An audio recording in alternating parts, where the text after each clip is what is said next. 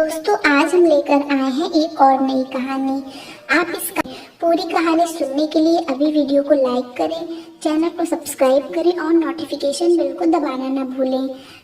पापा पापा मुझे आपका मोबाइल दो ना, मुझे गेम खेलना है। 8 साल की छोटी सी गुड़िया ने अपने पापा सोहन से गेम खेलने के लिए मोबाइल की मांग की।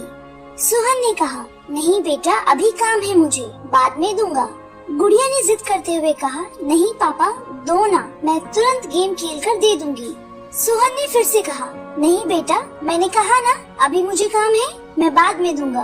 रोती हुई गुड़िया अपनी माँ के पास गई और कहा, देखो ना माँ, पापा मुझे मोबाइल नहीं दे रहे हैं, वो कुछ काम भी नहीं कर रहे हैं और मुझे मोबाइल दे भी नहीं रहे हैं। गुड़िया की माँ नेहा चिल्लाते हुए बोली, अरे थोड़ी देर के लिए मोबाइल क्यों नहीं दे देते इसे, तब से सिर खा रही है। ये आजकल के बच्चे मोबाइल के कीड़े बनकर रह गए हैं। मोबाइल और कंप्यूटर के बारे में जितना हम माँ बाप को नहीं पता होता, उससे ज्यादा तो इन बच्चों को पता रहता है।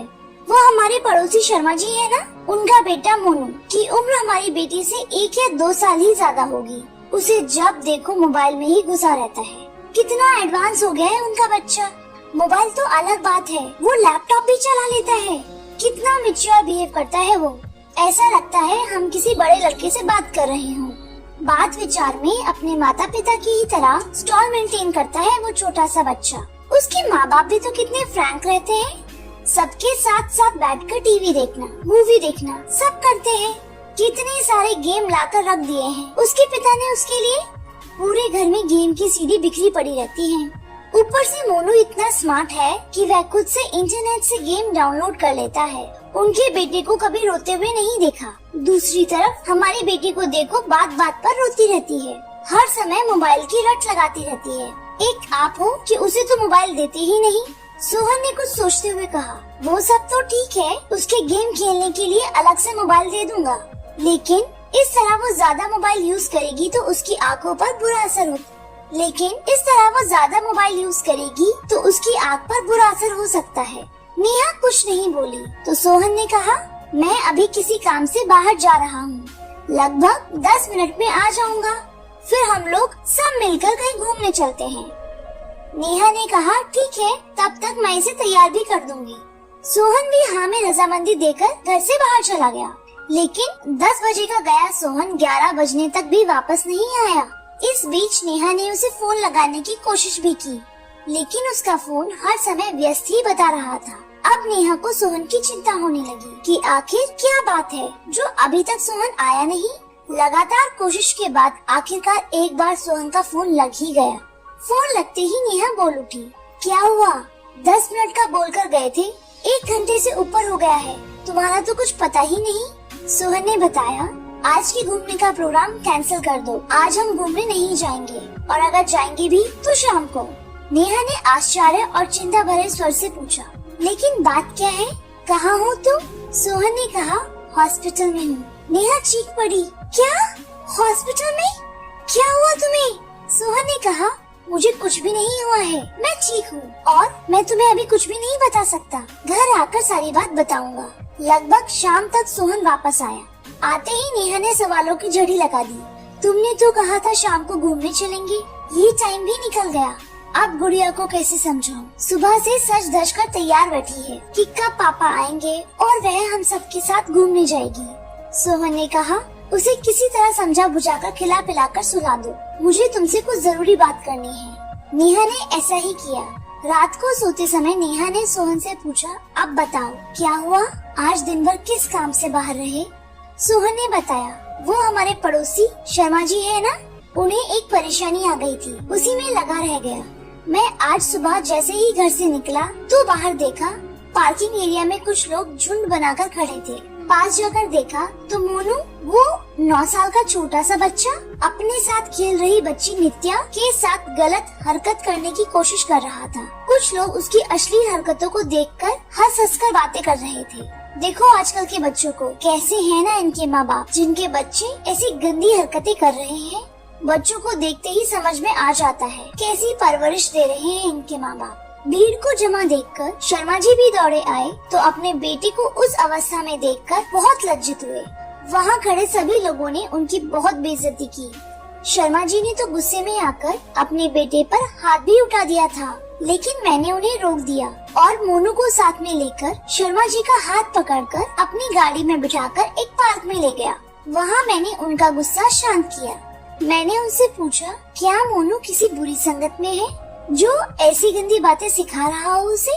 शर्मा जी ने कहा, नहीं, ऐसी तो कोई बात नहीं है। फिर मैंने कहा, हो ना हो इस बच्चे के मन में कैसे भी इस तरह की भावनाएं घर कर गई हैं। इसे फौरन किसी मनोचिकित्सक के पास लेकर जाना होगा, जो इसकी काउंसलिंग कर पता लगा पाएगा कि इसके मन में ऐसी बातें कहां से आई। फिर मैं उन्हें एक मनोचिकित्सक के पास ले गया। काफी देर की काउंसलिंग के बाद उसने बताया, हम सभी बच्चे बिल्डिंग के नीचे पति पत्नी का खेल खेल रहे थे, जैसे मेरे मम्मी पापा खेलते हैं। मेरे पापा दूसरे शहर में काम करते हैं और हर शनिवार को आते हैं। मेरे पापा दूसरे शहर में काम करते हैं और हर शनिवार को आते हैं और रविवार की शाम को चले जाते हैं। जब तक पापा बाहर रहते हैं, माँ बहुत ही प्यार से उनसे बातें करती है और जब भी पापा आने वाले रहते हैं, मेरी माँ मुझे जल्दी सुला देती है। मैं भी उनसे बहुत सारी बातें करना चाहता हूँ। सुबह पापा देर से जागते हैं और मेरे लिए उनके पास समय नहीं रहता। पापा के आने के पहले माँ के कमरे में एक सीडी रखी थी, जिसे देखकर मैंने सोचा ये मेरे गेम की सीडी है और उसे लैपटॉप में डालकर चेक किया। तभी माँ अचानक मुझे सुलाने आ गई। मैं भी सोचता था कि पापा के आने से पहले माँ मुझे जल्दी क्यों सुला देती है। फिर मैंने रात को सिर्फ सोने का बहाना किया और पापा के आते ही सब कुछ छुप कर देखा कि माँ उन्हें प्यार से गले लगाती है। उसके बाद वो कैसे खेलते हैं। मोनू की यह सब बात सुनकर मेरे और शर्मा जी के पसीने छूट गए। डॉक्टर ने उसे कुछ दवाइयाँ दी और साथ ही सलाह भी दी कि तुरंत ही उसका यह माहौल बदल दे। उसके खेल खिलौने फौरन बदल दिए जाएं। उसे माँ बाप का भरपूर समय मिलना चाहिए। उसके सामने कभी भी उस बात की चर्चा ना हो। उन्हें फौरन ही ये जगह छोड़नी होगी ताकि समय के साथ साथ वह इस वाक्य को भूल सके। डॉक्टर ने बताया, हम लोग बच्चों को अपने बीच की बाधा समझते हैं और किसी न किसी तरह से उसे मोबाइल, लैपटॉप और इंटरनेट मुहैया कराकर उसे व्यस्त कर देते हैं ताकि हम अपना काम बिना किसी डिस्टरबेंस के कर सके। आजकल इंटरनेट पर बिना सर्च किए भी कुछ अश्लील तस्वीरें और बातें दिख जाती हैं, जो बच्चों के कोमल मन पर बहुत बुरा असर छोड़ते हैं और आगे चलकर वो हमारे हाथ से बाहर हो जाते हैं। नेहा ये सब सुनकर स्तंभ रह गई थी। सोहन ने आगे कहा, जब शर्मा जी ने घर आकर सोनू के गेम की सीडी चेक की तो उसमें भद्दी वीडियो वाली सीडी भी निकली। इसके साथ ही उसके मोबाइल में कई गलत साइट्स की हिस्ट्री थी और जानती हो, उसने तो बहुत ही अश्लील ड्राइंग भी बनाया हुआ था। ये सब सुनकर नेहा कांप उठी। उसने झट से कहा, सुनो जी, हम अपनी बेटी को अलग से मोबाइल नहीं देंगे और कभी देंगे भी तो अपनी निगरानी में प्रयोग करने को कहेंगे। हम अपनी बेटी के साथ ढेर सारा समय बिताएंगे और हर सही और गलत बात के लिए उसका उचित मार्गदर्शन भी करेंगे। सोहन ने भी सहमति में सर हिला दिया। दोस्तों, अपने बच्चों के साथ प्यार भरा रिश्ता बनाकर रहें। उन्हें सही और गलत दिशा की शिक्षा देनी चाहिए और सबसे महत्वपूर्ण बात कि उनके साथ ढेर सारा वक्त बिताना चाहिए, क्योंकि माता पिता होना एक बहुत बड़ी जिम्मेदारी होती है और परवरिश कोई खेल की बात नहीं होती। क्या आप इस बात से सहमत हैं? कृपया कमेंट करके हमें जरूर बताएं। धन्यवाद दोस्तों।